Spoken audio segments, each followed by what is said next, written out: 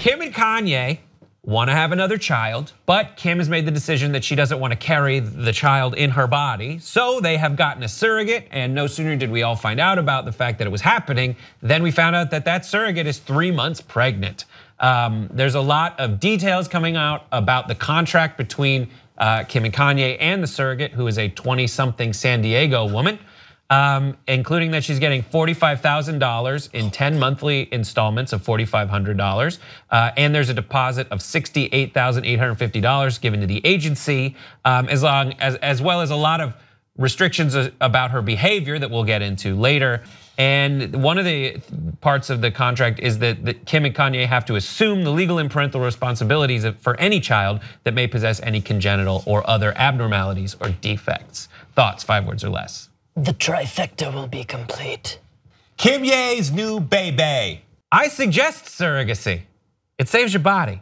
Ladies, just give someone else the job. And as I understand, you got $40,000 with $68,000 on hand. Just give it away. I understand that the surrogate that they chose actually done it before and is a huge supporter of surrogacy and did a promotional video, I think, in support of this is an alternative birthing process. Yeah, it's awesome. Good for them. Here's some of the things that are the writer, essentially, the things that this mother-to-be can't do, the surrogate, is she can't eat raw fish, have more than 1 caffeinated beverage a day. Of course, she can't smoke, drink, or do drugs. Damn. Or, obviously, enter hot tubs or saunas. Really?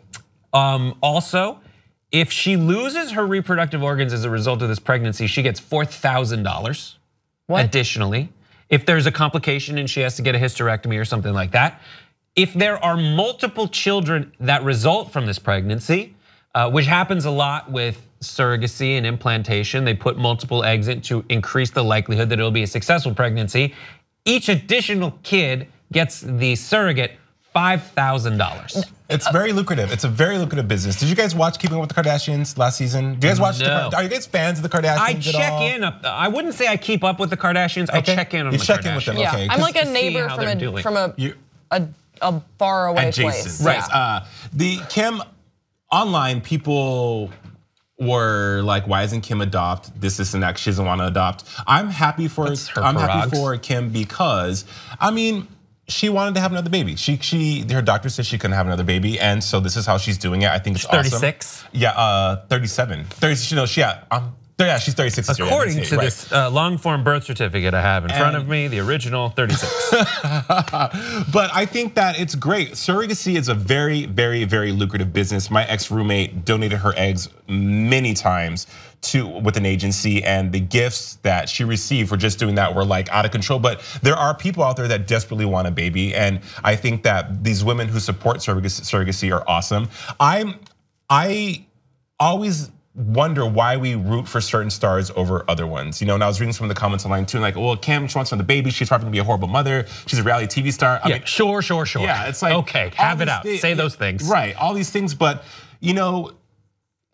good for her. Like, I think that if you want to go that route, it's awesome. If you can afford it, it's awesome. And and those riders and those stipulations should be there. And I don't think that if the baby, and someone also said that if the baby came out with any kind of like birth defects or any health issues, that Kim would be ashamed of it. Like, first, all this stuff you see online is such bullshit. Yeah, you're speculating. But I do think that she loves her kid. I follow her on Snapchat. Absolutely. She loves that kid.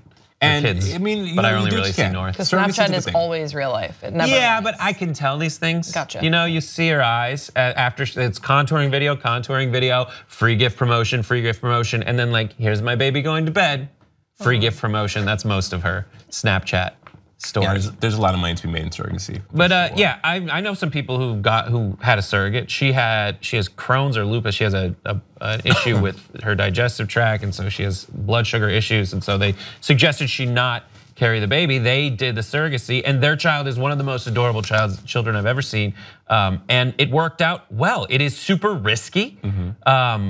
Because you put monetarily, because you put this money in, you have the procedure done, and it might not take.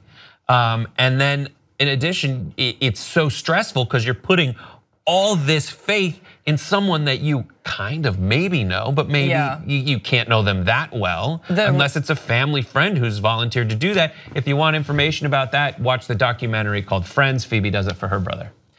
The documentary Friends. I think that the control that you have to relent to someone that you sort of know, that level of trust, I can only imagine. There's got to be sort of a kind of a beautiful, rare connection to it as well. I'm actually a little bit surprised that it isn't more lucrative. I know that people are saying that there's a big dollar sign to it. I had no idea. I would have easily guessed $1 million. What's all negotiable, to be a surrogate? though? I would have thought that like every surrogate surrogate always gets $1 million.